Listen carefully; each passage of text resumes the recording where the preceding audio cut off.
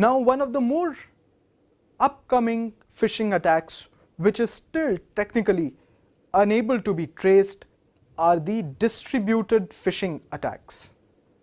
Now, distributed phishing attacks are a recent introduction into the inventory of cyber criminals. In the method of the distributed phishing attack, which is almost immune to the effects of detection, wherein each victim is directed to a web page of a unique owner and with a unique address. Even the location of the servers of these unique users are different. And if any of these is found out, only that particular individual whose server is hosting the sensitive data is curtailed. The other victims are still affected, neither of which can be detected without access to the phishing email. The collection centers of the confidential information, therefore, are widespread and they are not easy to detect. The servers are found worldwide. Servers which are controlled by the phisher are used for sending the email, and each server collects only a small amount of victim data or the confidential information of the victim. The information related to the victim is thereafter transferred to various servers across various parts of the world.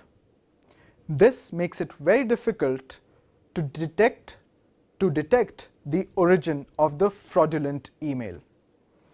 Even if the victim recognizes the fraudulent email and disables the web server or the web link, it will not prevent the others from being affected by such an attack, as phishing attacks are launched through thousands of servers using collection of compromised systems such as botnets or zombies. The complex structure of the distributed phishing attacks, therefore made by thousands of servers across the breadth of the world and not a single server hosting all the information, makes distributed phishing attacks the biggest challenge as a cybercrime and is nearly incapable of being caught. And it is spreading the most menace in today's world. Now let us look at the history of phishing attacks. One of the very first phishing attacks came against an American company called America Online, which was a primitive form of a phishing attack, where the attackers built an algorithm to generate random credit card numbers, and with the help of a few successful attempts at emulating the real-life credit card numbers, they were able to open many fake accounts through the AOL Instant Messenger and through email systems. They would send messages to users posing as AOL employees. Those messages would request users to verify their accounts or to confirm their billing information. More often than not, people fell for the ruse, which ultimately led to AOL issuing a warning and advisory for its customers to not fall for such a method of identity theft or duping. Since then, the crime of phishing has become increasingly more complex and technical in nature. In India, the High Court of New Delhi in the year 2005 had the first brush with the concept of phishing, wherein in the matter of National Association of Software versus Ajay Sood and others, where the Honorable Delhi High Court held that phishing is a form of internet fraud. In case of phishing, a person pretends to be a legitimate association such as a bank or an insurance company in order to extract personal information and personal data from users such as access codes, passwords, credit card details, etc., which are then used to the phishers own advantage and misrepresenting the identity of the legitimate party.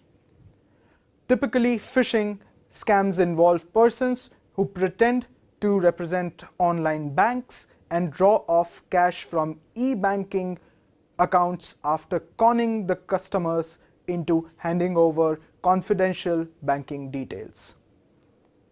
The Honorable Judge thereafter held that I find no legislation in India on phishing.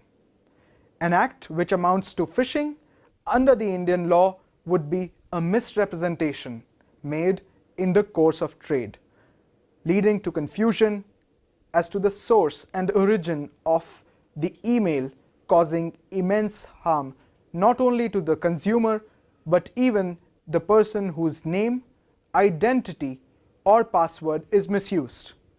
It would also be an act of passing off under the Trademarks Act, and as if affecting and tarnishing the image of the plaintiff if an action is brought about by the aggrieved party.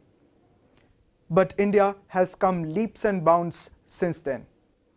India has thereafter made quite a lot of changes to their laws relating to such offences, where web, computers and cybercrime is concerned. Today, we have legal protection to victims from such attacks as cyber attacks like phishing and identity theft. Now, what are the instances of phishing, particularly in India? As you might be aware, the RBI phishing scam in India was one of the major scams to happen, in which unsuspecting victims got mails from various slightly forged email IDs claiming that they had just won some prize money, and which could be realized by furnishing requisite details such as credit card details, passwords, etc. And the link directed the victim to a mirror site which collected the information like IPIN number, savings bank account, etc. The RBI in fact had to issue an advisory to the general public to safeguard their accounts as a result of this attack. According to IFSEC Global Report, India is the third most attacked country in terms of phishing attacks, and with the fastest rise in the number of users of computers and mobiles in India, it would be no surprise if India will become the most affected country by phishing attacks soon. India already tops the Asia-Pacific region in terms of loss percentage to phishing attacks and has lost thousands of crores of rupees in the last few years. Majorly affected are the big businesses and banks. A recent report in the Indian Express threw light on the condition of Jamtara district near Ranchi in Jharkhand. It has become the hub of activity in the recent past, and there has been major development taking place as people have suddenly made a fortune. When the police tracked down why such a thing was happening, all leads hinted at these people being cyber criminals who were running phishing attacks one after the other. In the landmark case of Sri Uma Shankar Shivasubramaniam versus ICICI Bank and others, whereby the ICICI Bank was held liable for not ensuring proper protection against such phishing attacks in which the petitioner was duped of his hard-earned money. This is the first instance of protection of Section 43 of the Information Technology Act 2000 being granted to a person as against the failure of a body corporate to ensure protection against such phishing attacks.